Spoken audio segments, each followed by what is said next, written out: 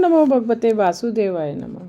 कल की कथा में आपने सीता हरण, जटायु मरण, शबरी प्रसंग, हनुमान जी मिलन, सुग्रीव मैत्री एवं बाली मरण की कथा का श्रवण किया था।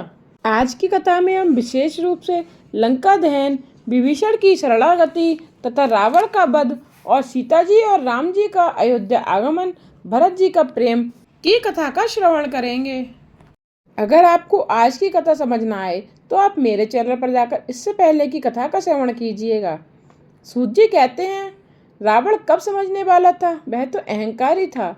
उसने अपने सेवकों से कहा कि बंदर की पूंछ में ही शक्ति है, जला दो इस पूंछ को। सेवक हनुमान जी की पूंछ को कपड़े से लपेटने लगे। हनुमान जी अपनी पूंछ को बढ़ाते गए। लंका के सारे बाजार का कपड़ा खत्म हो गया। कपड़ों को घी तेल से भिगोया गया और फिर उन्हें जलाया गया। हनुमान जी ने कहा, यह तो पूंछ यज्ञ हो रहा है। रावण, अपने मुंह से जरा उसे हवा तो दो। रावण फूंक मारने लगा तो उसकी दाढ़ी जल गई। हनुमान जी ने कई घरों पर कूद करके सारी लंका में आग लगा दी।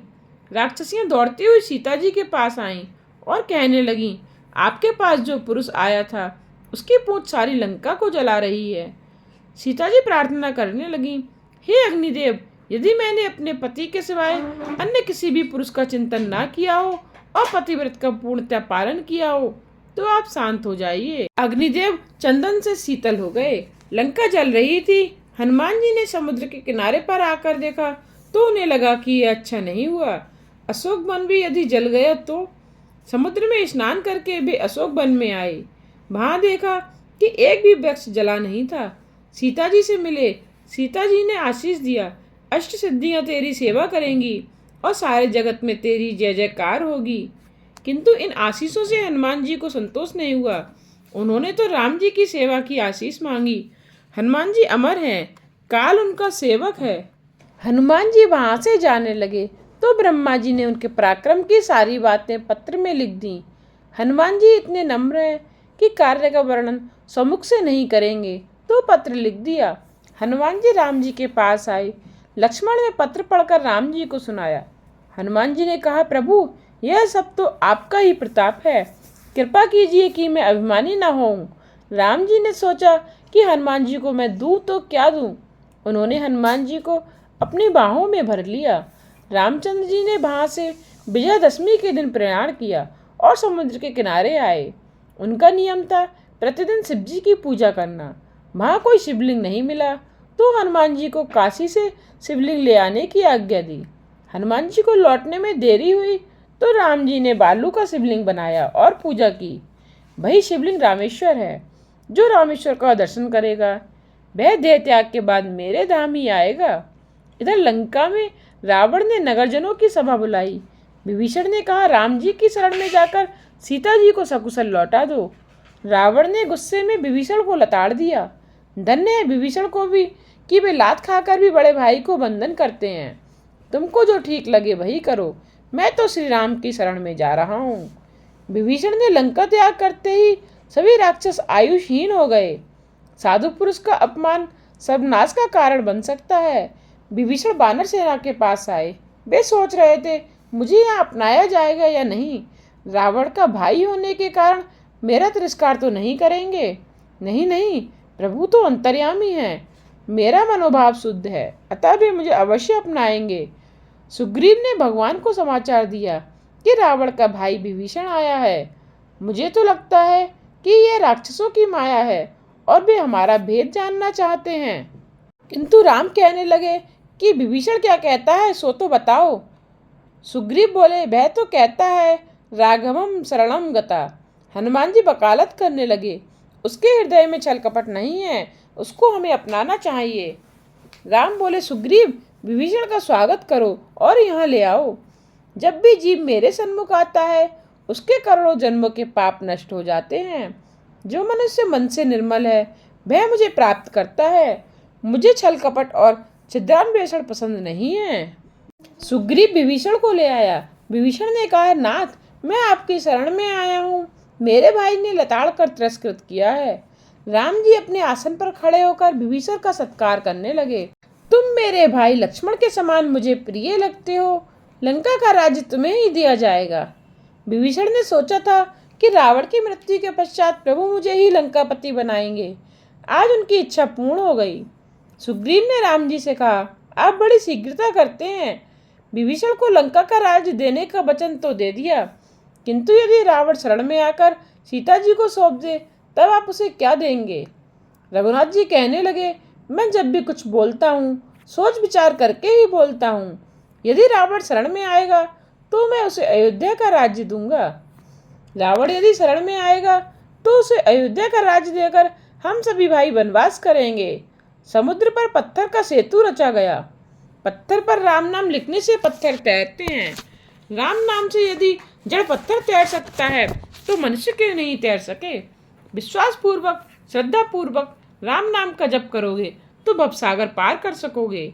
इस कलयुग में इसके सिवाय अन्य कोई उपाय नहीं है। पत्थर तक राम नाम से तैर जाते हैं। रामचंद्र जी ने लंका में प्रवेश किया। अंगद को विशिष्टि के लिए भेजा गया। अनेक राक्षस मर गए। लक्ष्मण ने कपट से इंद्रजीत का मस्तक उड़ा दिया। सुलोचना ने सती होना चाहा। उसने रावण से अपने पति के मस्तक की मांग की तो रावण ने कहा, वह मस्तक तो राम के पास है, जा उसके पास। तो सुलोचना ने कहा, मुझे शत्रु के पास क्यों भेज रहे हो? मैं सुंदर हूं, सो वहां कुछ अनर्थ हुआ तो? रावण रामचंद्र जी की प्रशंसा करते हुए कहने लगा, राम तो तुम्हें माता के समान मान देंगे, तुम्हारी स्तुति करेंगे।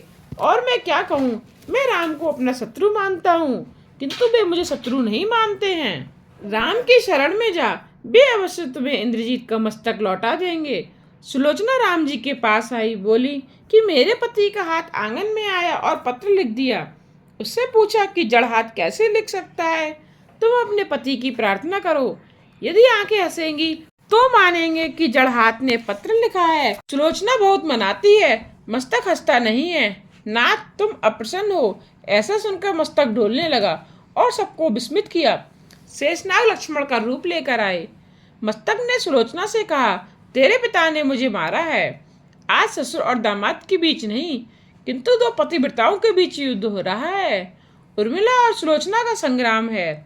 सुलोचना की पराजय हुई। सुलोचना ने लक्ष्मण जी से कहा, जय आपकी नहीं, उर्मिला की हुई है। उसका पतिव्रत मेरी अपेक्षा श्रेष्ठ है।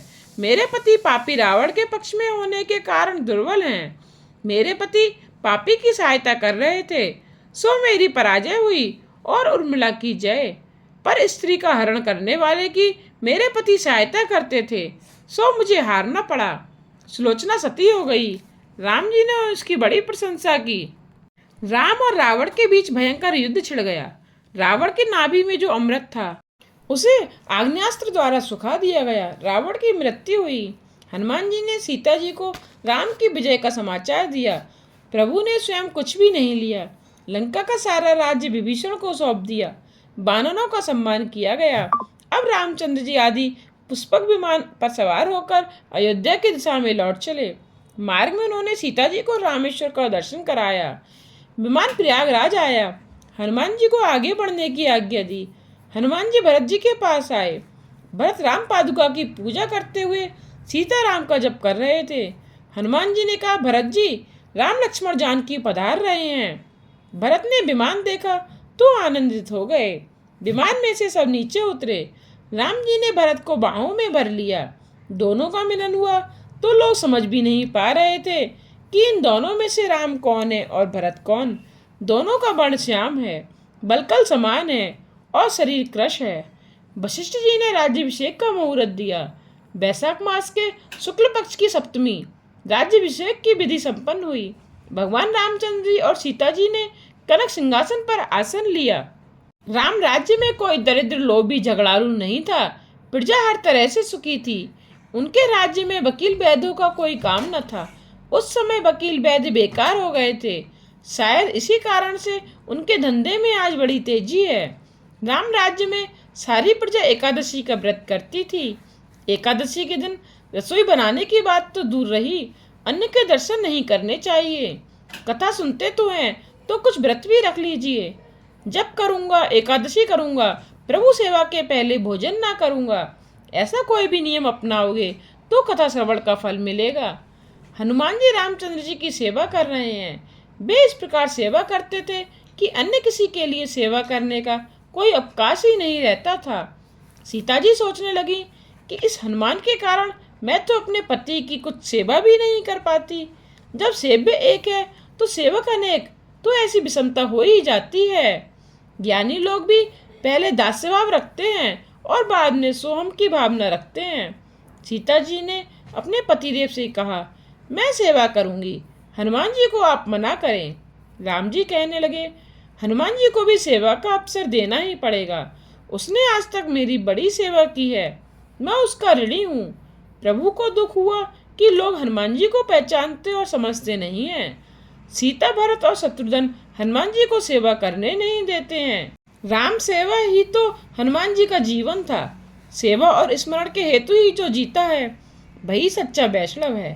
वेद से वैष्णव होना, वैष्णव कहलाना कठिन नहीं है, किंतु हृदय से वैष्णव होना बड़ा कठिन है। हनुमान जी ने सीता जी से पूछा, माता जी, आप मुझसे नाराज हो गई हैं क्या? आप मुझे राम जी की सेवा क्यों नहीं करने देती? सीता जी कहने लगी, कल सेवा का सारा काम बांट दिया गया है और तेरे लिए कोई काम बाकी नहीं रहा है। हनुमान जी कहने लगे, एक सेवा बाकी है। राम जमाई लेंगे तो चुटकी कौन बजाएगा? जमाई आने पर चुटकी बजनी चाहिए, अन्यथा आयुष्य कम होता है। सीता जी कहने लगी, अच्छा तो यह सेवा तू करना। हनुमान जी आज तक दास्य भाव से राम जी के चरण ही निहारते थे, अब माता जी की आज्ञा के कारण मुखारबिंद के दर्शन करने लगे हैं। सीता जी और राम जी यदि बातचीत करना चाहें तो भी बीच में हनुमान जी उपस्थित ही हैं। सारा दिन तो विनोद में निकल गया। रात्रि आई, राम जी के पास हनुमान जी पहले से ही आ गए हैं। सीता जी कहने लगी, हनुमान जी अब तुम जा सकते हो। हनुमान जी बोले, माता जी आप ही ने तो मुझे यह सेवा सौंप दी है, प्रभु कब जमाई लें ये कौन जान सकता है, सो मुझे तो यहीं रुकना पड़ेगा। सीता जी ने राम जी से कहा, नाथ अपने इस सेवक को अब बाहर जाने की आज्ञा दीजिए। राम जी कहने लगे, मैं हनुमान जी को तो कैसे कहूँ, मैं उसका ऋणी हूँ। उसके एक एक उपकार के बदले में मैं अपने प्राण दूं तो भी कम है। प्रभु की ऐसी बात सुनकर सीता जी ने हनुमान जी को बाहर जाने की आज्ञा दी। वे बाहर आकर सोचने लगे, एक सेवा मिली थी वो भी छिन गई। अब मैं सारी रात चुटकी बजाता रहूंगा कि जिससे राम की सेवा हर समय अपने आप ही होती रहे। जब राम जी सोच रहे हैं कि मेरे ही कारण हनुमान जग रहा है, मैं जागा करे और मैं सोता रहूं, यह ठीक नहीं है। कीर्तन भक्ति भगवान को अति से प्यारी है। मेरा हनुमान जाग रहा है, मैं अकेला कैसे सो सकता हूँ? मेरे हनुमान को मेरी पत्नी ने बाहर निकाल दिया। रघुनाथ जी ने एक युक्ति सोची। वे बार बार जमाई लेने लगे और हनुमान के साथ साथ जागते रहे। सीता जी मन ही मन डर गईं। पतिदेव कुछ बोलते नहीं हैं। वे भागी हुई कौशल्या के पास गईं और कहा, माता जी उनको शायद किसी राक्षस की नजर लग गई है। वशिष्ठ जी को बुलाया गया। वे समझ गए कि भगवान के किसी लाडले भक्त का आज अपमान हुआ है। भक्त के दुख से भगवान दुखी हो रहे हैं। वशिष्ठ जी ने सीता जी से पूछा, आज का सारा दिन कैसे बीता था, कुछ गड़बड़ तो नहीं हुई? सीता जी कहने लगी, हनुमान जी से सेवा भार छीन लिए जाने के कारण यह सब हुआ और प्रभु ने ठीक से भोजन तक नहीं किया। उन्होंने हनुमान जी की चुटकी बजाने की सेवा की बात भी बताई। सभी राम जी के आवास में आए। वहां हनुमान जी नाचते हुए राम नाम का जप कर रहे हैं। वशिष्ठ जी कहने लगे, महाराज कीर्तन करो किंतु चुटकी मत बजाओ, वैसा करने से राम जी को जमाई आएगी। जगत राम के अधीन है और राम आपके अधीन, तो वैसे आप कौन हैं? हनुमान जी कहते हैं, देह बुद्धि से मैं राम का दास हूँ, जीव बुद्धि से राम का अंग हूँ। आत्मदृष्टि से सोचो तो हम एक हैं, मुझ में और राम में कोई भेद नहीं है। भक्त और भगवान एक हैं। ब्रह्मा का ज्ञाता ब्रह्मा से अलग नहीं रह सकता। रामायण की कथा करुणा रस प्रधान है। बाल कांड के सिवाय अन्य सभी कांड आंसुओं से भरे हुए हैं। रामायण समाप्त होने पर वाल्मीकि जी सोचने लगे कि उसमें तो बस करुण रस ही है। अतः उन्होंने बाद में आनंद रामायण की रचना की। उसमें शोकपूर्ण प्रसंग नहीं है। महापुरुषों ने तो यहाँ तक कहा है कि हे सीते, हे देवी, इस जगत में आप क्यों आई? यह जगत आपके लिए अपात्र था। रामचंद्र जी का चरित्र दिव्य है। रामचंद्र जी की भांति मर्यादा पालन, माता पिता की सेवा, एक पत्नी व्रत, भ्रात प्रेम आदि होने पर ही राम मिल पाते हैं। राम मिले तो आराम मिले। राम के बिना आराम शक्य नहीं है। रामायण का एक एक पात्र आदर्श है। श्री राम जैसा कोई पुत्र नहीं हुआ, वशिष्ठ जैसा कोई गुरु नहीं हुआ, दशरथ जैसा कोई पिता नहीं हुआ, कौशल्य जैसी कोई माता नहीं हुई, श्री राम जैसा कोई पति नहीं हुआ, सीता जैसी कोई पत्नी नहीं हुई, भरत जैसा कोई भाई नहीं हुआ, रावण जैसा कोई शत्रु नहीं हुआ। रामायण में बताया गया है मातृ प्रेम, पितृ प्रेम, भ्रात प्रेम, पति प्रेम, पत्नी प्रेम का सर्वोच्च आदर्श स्वरूप। एकनाथ जी ने भावार्थ रामायण में लिखा है कि रावण की भक्ति शत्रु भक्ति, विरोध भक्ति थी। रावण ने सोचा, यदि मैं अकेला ही राम की भक्ति करता हूँ तो मात्र मेरा ही उद्धार होगा, मेरे ये राक्षस तो कभी प्रभु का नाम लेंगे ही नहीं। सो यदि मैं राम से शत्रुता करूं तो राम के साथ युद्ध में सभी राक्षस मरते समय भगवान के दर्शन पा सकेंगे और उनका उद्धार होगा। इस प्रकार सारे राक्षस समुदाय के उद्धार के लिए रावण ने श्री राम से शत्रुता मोल ली। रावण ने कुंभकर्ण को यही कारण बताया था। इससे आगे की कथा का श्रवण आप अगले अध्याय में कीजिएगा। आगे की कथा जानने के लिए मेरे चैनल को सब्सक्राइब करके बेल आइकन को प्रेस करना ना भूलिएगा, जिससे आने वाले वीडियोस के नोटिफिकेशन आप तक पहुंचते रहें।